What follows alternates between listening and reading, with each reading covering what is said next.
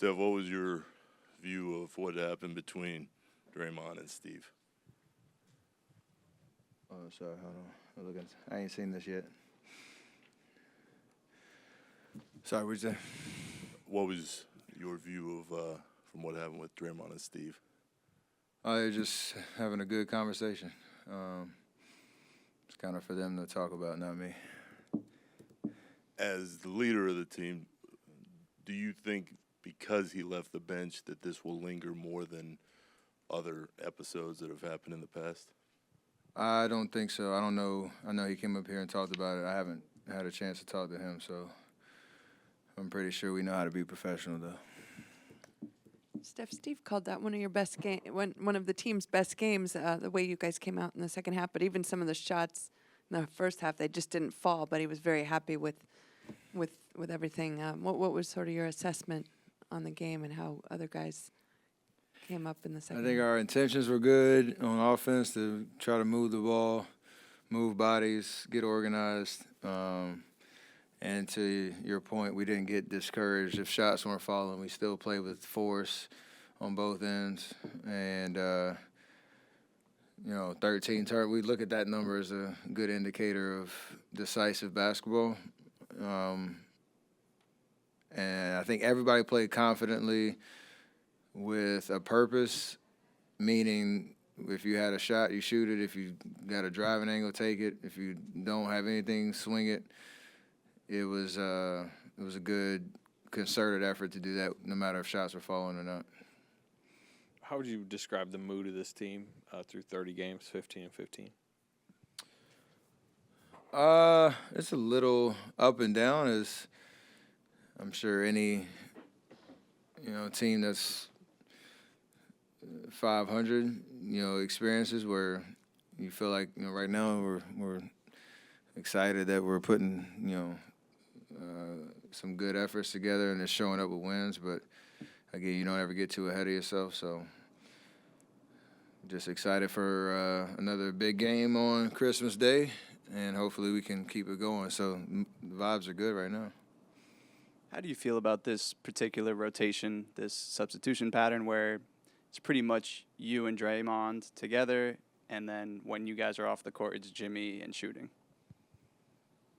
I think it's a reflection of trying to put people in position to be successful and doing what we need to do as a team to, have as good of a lineup as we can, knowing guys aren't playing 48 minutes. So it is – I know Coach has been tinkering a little bit on the fringes of the rotation and trying to whittle it down where there's much more consistency on a night-to-night basis. And I think he'll continue to try to figure out the right combinations. But the style of, Jimmy and Draymond can play together all the time because we know each other so well, who those other two guys are. I know he's trying to figure out those the right combinations there. And then I know you want me or Jimmy on the floor at all times, and Jimmy with shooting is kind of reflective of, when he was at his greatest in Miami with that type of style. So we just have to understand what we're trying to do with whoever's on the floor and not think that the same play calls work for, 48 minutes. Second straight game that you guys took off. Last game, Draymond gets ejected. You guys take off and win the game. You plus 16 afterward. Tonight it was even bigger advantage for you. Is there an emotional component to when something like that happens, which you guys kind of pick up on? I mean, what's going on that allows you guys to do that when Draymond's out of the picture? Yeah, there's a sense of urgency when he's not out there because our margin for error goes down, without his presence. So that's the frustrating part about this whole thing is being 15 and 15 because we feel like we're playing better than your record shows because we can respond. We were resilient. Being able to respond like we have these last two games doesn't mean anything long term. I don't know, but it makes it fun because you have adversity, whether it's from the other team or some self-inflicted, and you're able to respond the way that you need to get a win because it matters. And nobody's letting go of the rope, as they say, right? Is it conceivable, too, that because you guys didn't anticipate being at 500 this deep into the season, that there's also sort of a frustration that simmers, and maybe this last couple of games is sort of indicative of that? Everybody's got to be a little frustrated, I would think. Yeah, but that frustration has led to 2 wins. So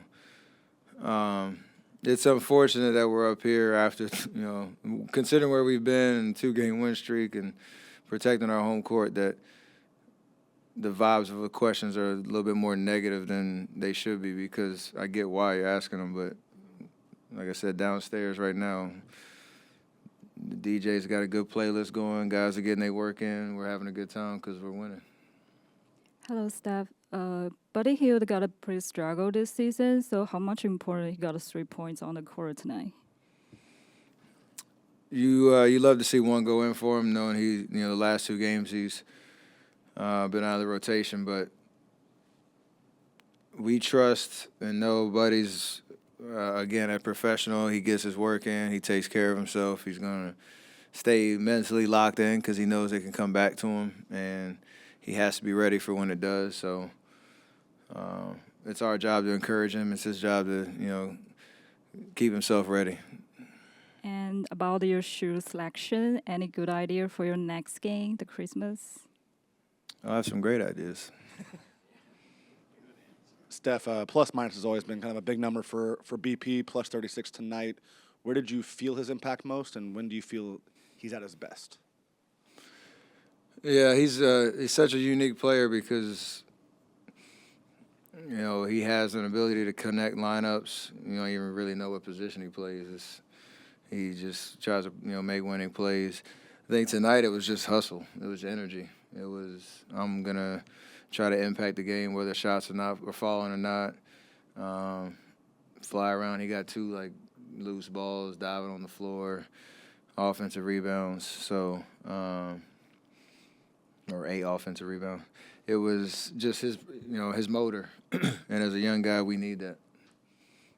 Frustration is a word that's being thrown around a lot. What goes into channeling that frustration into wins? Like, what's being said? What's being done by you guys? Experience and frustration without getting rattled. There's a difference there. You can't panic, you can't start turning on each other. I think most of our conversations in the huddles and the locker room have been positive, trying to figure it out, as opposed to, pointing fingers and doing all that type stuff. So we have to maintain that whether we win or lose. When you look at a game like this where first half, you were looking for your shot, and second half it just seemed to click, did you change something at halftime, or did it was just a matter of the way it played out? Yeah, again, that's built off of experience, knowing if your process is right, that you don't necessarily, you can get upset or start to tinker a little bit, but it's not really results based. I know getting my feet underneath me, get to my spots, the shots I was taking, I was pretty confident in them. Come out in the second half, take the same shots, and whether they go in or not, it's the law of averages. Hopefully, will take over. I think they all went in the third quarter. So yes, they did. We needed them. Last Warrior besides you that you heard get MVP chance here? I would say definitely 2. Maybe Pat McCall back in the day.